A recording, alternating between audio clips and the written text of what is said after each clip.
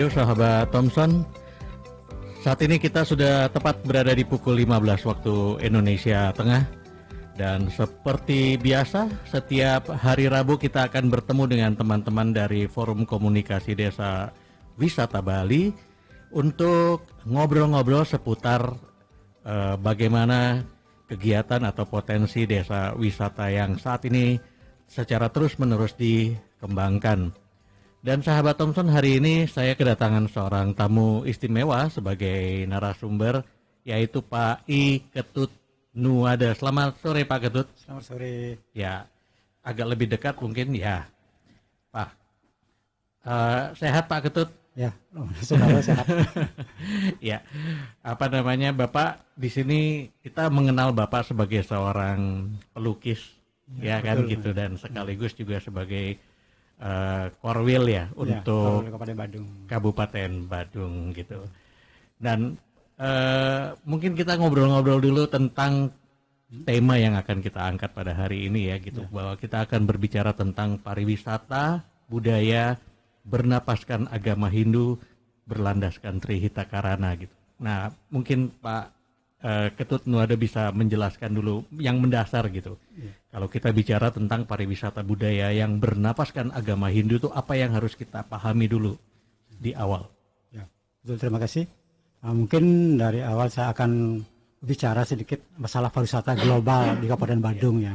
Nah, di Kabupaten Badung itu ada 3 kawasan pariwisata, Pak. Ada 3 kawasan. Di kawasan pariwisata Badung Utara, Badung Tengah, dan Badung Selatan. Ya. Nah, Badung Utara itu sepenuhnya mengembangkan pariwisata berbasiskan pertanian. Oh, nah, yang utara. Badung Utaranya. Badung Utara pertanian. Badung Tengah itu adalah budaya. Dan Badung Selatan itu akomodasi. Ya, jadi itulah bagian. Nah, sekarang kita di Kabupaten Badung ada 17 desa wisata yang sudah ada SK-nya, Pak. Oke. Nah, di antara 17 itu salah satu kami sebagai desa wisata Mengui. Nah, ke-17 desa wisata itu juga akan diprioritaskan 5 desa, Pak, rencananya. 5 desa akan disupport oleh Bupati kami, Bupati Badung, untuk bagaimana menggali potensi-potensi yang ada di 5 desa wisata itu dengan dana berapapun gitu sebenarnya. Tapi sayangnya situasi COVID ini, nah itu sementara tidak berjalan sesuai dengan program awalnya, Pak. Nah, itu kami fokus sekarang salah satu potensi ya, di antara 5 desa yang jadi unggulan itu salah satu desa Mengui, Pak. Kebetulan kami sebagai ketua desa wisata Mengui, di sini kita di desa wisata Mengui itu, Pak, ada 3 kawasan sebenarnya, ada di TW, Pak, yang bisa dikunjungi oleh wisatawan. Yang pertama di ujung timur itu namanya Puro Taman Ayun, itu sudah dari dulu sudah berkembang dengan baik dan banyak pengunjungnya, Pak. Setelah itu di sebelahnya baratnya lagi ada namanya Museum Yadnya, dan di sebelah barat lagi Museum Ogo-Ogo. Nah, kebetulan kami yang mengelola Museum Ogo-Ogo itu.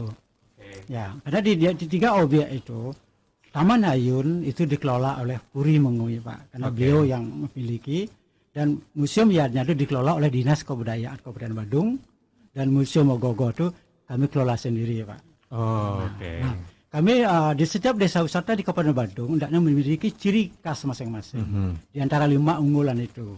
Nah, jadinya kami di Mengui itu kami sudah buat seperti itu aturannya. Ada 3 destinasi itu.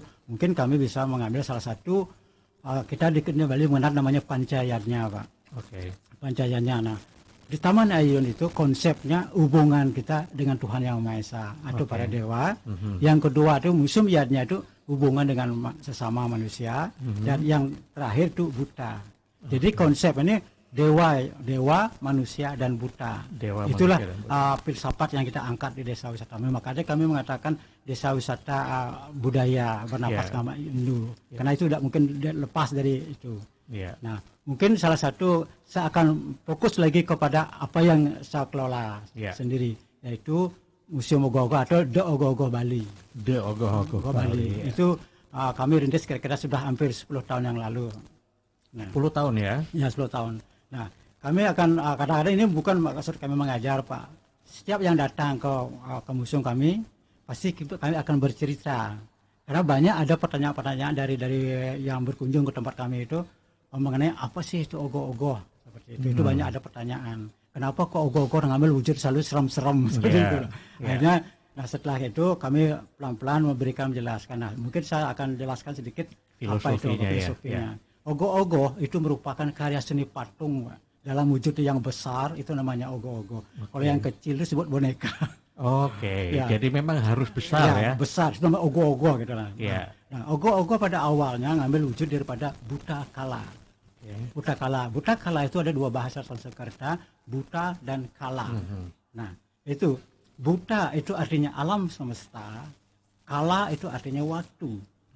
Nah, jadi seniman-seniman Bali mensimboliskan waktu itu sangat menakutkan dan mengerikan. Nah, kenapa? Karena segala sesuatu yang ada di dunia ini pasti akan dilenyap oleh waktu.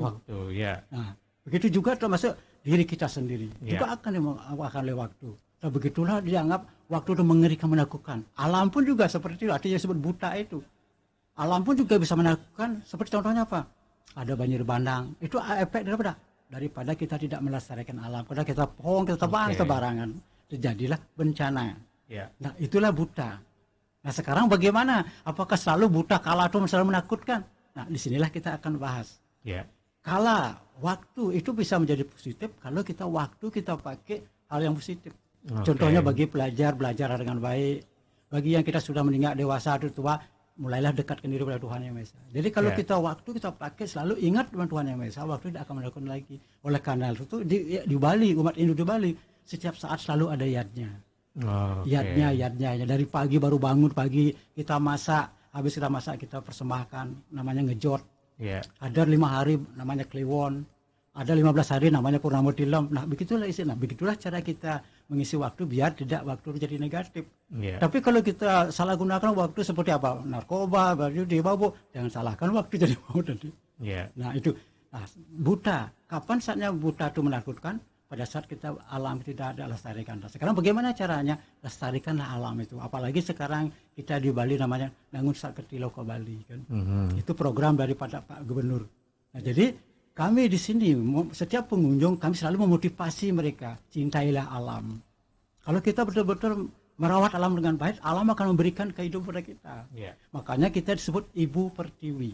Nah, kalau ibu kandung dengan senang hati dia akan memberikan air susunya kepada kita. Ibu Pertiwi akan senang hati memberikan biji-bijian, kacang-kacangan, tumbuh yang kita makan dan kita bisa hidup. Oleh karena itulah jangan kita melupakan kedua kepribadian ini. Ibu dan Ibu Pertiwi ini. Nah, itulah yang kami memotivasi setiap pengunjung itu selalu hal ini. Jadi inilah universalnya daripada ogoh-ogoh itu. Siapa yang tidak akan dimakan oleh waktu? Siapa yang tidak akan membutuhkan alam? Semua membutuhkan itu. Oleh karena itu kami setiap memotivasi, ayo isilah waktu dengan hal yang positif. Cintailah alam dengan tidak menebang sampah sembarangan. Nah, itulah motivasi kami di museum kami. Di samping itu juga ogoh-ogoh itu terus ada perkembangan, setiap tahun ada perkembangan. Tidak selalu mengambil wujud daripada buta kala. Nah, kebetulan koleksi kami di museum itu ada dari zaman Satya Yuga ada, zaman Treta juga ada, zaman Dua Parada juga. Itu ada salah satunya, ada koleksi juga para dewa, ada juga cerita-cerita Mahabharata, ada cerita Ramayana. Nah, itu semua hasil karya anak-anak pemuda-pemuda Bali kami koleksi, Pak. Gitu. Jadi kami tidak membuat baru lagi. Kami apa yang sudah ada kami mungkin lihat bagus dan kami beli, kami simpan di sana. Itu yang maksud. Mungkin ada.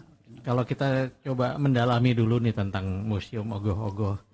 Jadi itu ada berapa tadi, Pak? Kalau saya ada mungkin 32 lah. Ada 32. Dari berbagai wilayah. Yang paling lama dibuat tahun berapa itu, Pak? Itu kira-kira ada 9 tahun yang lalu. 9 itu berasal dari Desa Munggu. Itu judulnya Lembu Nandini dengan Dewa Siwanya.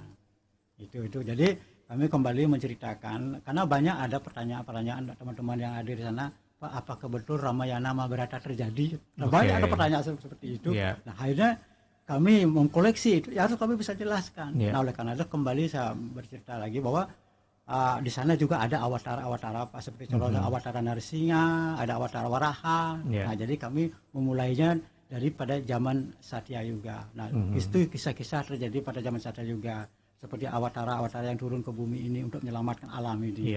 Nah, yang kedua itu ada cerita Ramayana, itu terjadi pada zaman Treta Yuga, Pak.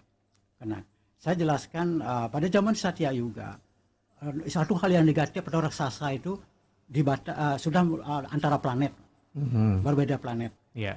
Zaman Treta Yuga lebih dekat lagi yang bersifat raksasa itu antara pulau Sri Lanka dan Ayodhya.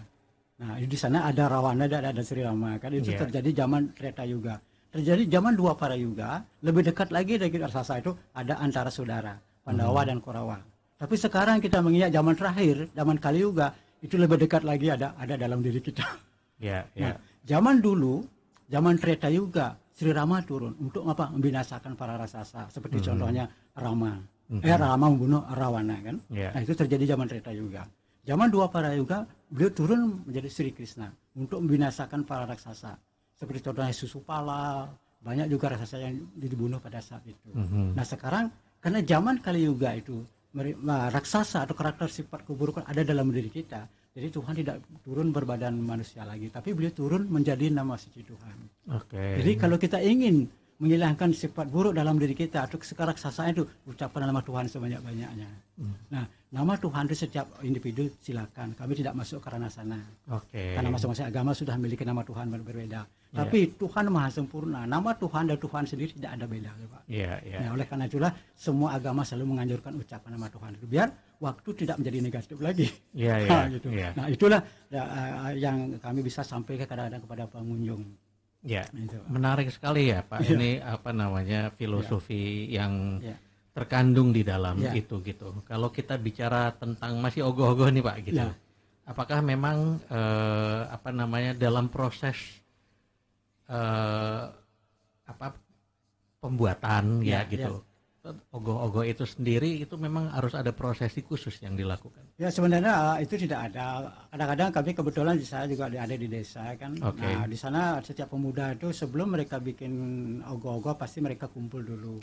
Topik apa yang dia akan angkat. Jadi selalu ini merupakan hasil dari anak muda.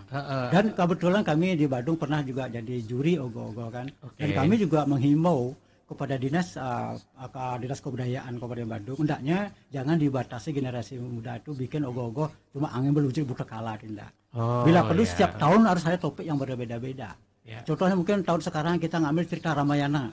Jadi setiap pemuda silahkan ngambil topik dari Ramayana. Nah jadi Badung itu sekedar dulu dikasih kita dana 40 juta Pak. Biar tidak sia-sia dana 40 juta itu ada nilai positifnya.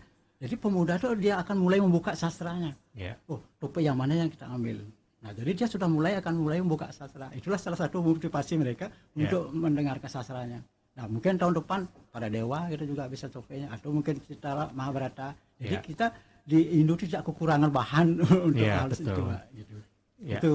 Jadi tidak ada hal yang khusus. Kadang-kadang kita cuma perlu kumpul, kita bikin sket dulu, setelah itu baru dan kadang-kadang juga ogoh-ogoh selalu ada fermentarinya, Pak.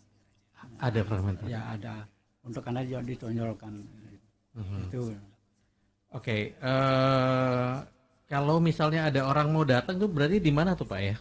Nah lokasi kami ada di desa wisata Mengui. Mungkin kalau yang lebih terkenalnya di sebelah barat Puro Tamanayun. Karena mungkin di Bali semua orang tahu Tamanayun karena itu salah satu juga sudah warisan dunia UNESCO. Gitu. Banyak yang mengenal itu. Jadi kami ada paling ujung barat. Ya silakan nanti kalau mampir bisa begitu. Biasanya kalau misalnya karena Bapak yang mengelola ya di sana itu apa namanya ada tim yang mengelola itu. Kalau sementara karena kami tidak begitu banyak butuh tenaga untuk mengelola itu kami sendiri ya cuma kadang-kadang kami cuma sapu gitu aja. Ya, itu ya tidak ada kami kebetulan cuma tenaga tidak begitu banyak. Untuk perawatannya gimana tuh Pak? Paling kayak kita sapu bulu gitu atau mungkin karena agak mungkin ada gitu kata lap basah lah kadang-kadang. Itu perawatannya tidak semua. Kadang-kadang juga setiap setahun sekali kami kadang-kadang ada perubahan, Pak. Kenapa? Karena ogoh-ogoh itu kan bahannya juga dari istilahnya apa tuh sempat rusak, Pak. Tidak kekal lah seperti beton dan kadang-kadang setahun sekali 1 bulan sebelum hari raya Nyepi itu pasti banyak ada yang berkunjung ke sana. Ada anak muda itu apakah dia mungkin meniru sketnya, meniru bentuknya, atau dia kadang-kadang nanya apa, ada yang dijual Pak, seperti itu. Jadi kami lah mulai itu menjual beli ogoh-ogoh dan juga ada yang nyewa juga Pak kadang-kadang. Ya jadi benar ogoh-ogoh itu kan tidak ada kaitan dengan upacara Pak sebenarnya. Itu kreativitas anak muda. Dimana satu hal yang positif Kenapa? Dengan 1 bulan mereka kumpul di Banjar kan. Bagi yang bisa nari, dia latihan nari. Bagi yang nabuh, dia nabuh. Bagi yang punya seni, dia bikin. Jadi fokuslah mereka ke seni. Jadi melupakanlah hal yang negatif. Itulah positifnya. Dari itulah perlu dilestarikan, Pak. Ya, itu jadi sebenarnya kalau kita bilang budaya pembuatan ogoh-ogoh ini sebagai sebuah sarana pemersatu juga di antara pemuda. Sekaligus juga merupakan satu sarana yang digunakan untuk pendekatan spiritualnya, karena di situ banyak filosofinya gitu kan gitu. Nah, itu. Dan di seni ogoh-ogoh itu semua seni ada di sana, Pak. Contohnya apa? Seni lukis ada sana. Mungkin kita wajahnya kan? Seni bentuk. Konstruksinya juga. Betul. Itu yang kadang-kadang banyak juga muncul, kok bisa satu jari itu bisa begitu besarnya gitu. Itu juga banyak wisatawan yang heran juga dengan itu. Dan banyak mendapat anjungan di pola. Ini luar biasa. Justru sebenarnya ogoh-ogoh itu museum itu sudah ada di luar negeri, Pak, lebih dulu. Kalau tidak salah mungkin di Eropa itu. Pernah mereka berkunjung ke tempat kami 2 kali. Dia cerita, saya punya ogoh 100 gitu. Oh iya? Ya 100. Kenapa? Tapi gitunya agak kecil lah. Tapi dia bilang, ini lebih bagus gitu. Karena kami kan dekat kan bisa lebih tinggi lah. Gitu. Itu ternyata perhatian orang luar negeri lebih dulu daripada saya sendiri. Gitu. Dan kita juga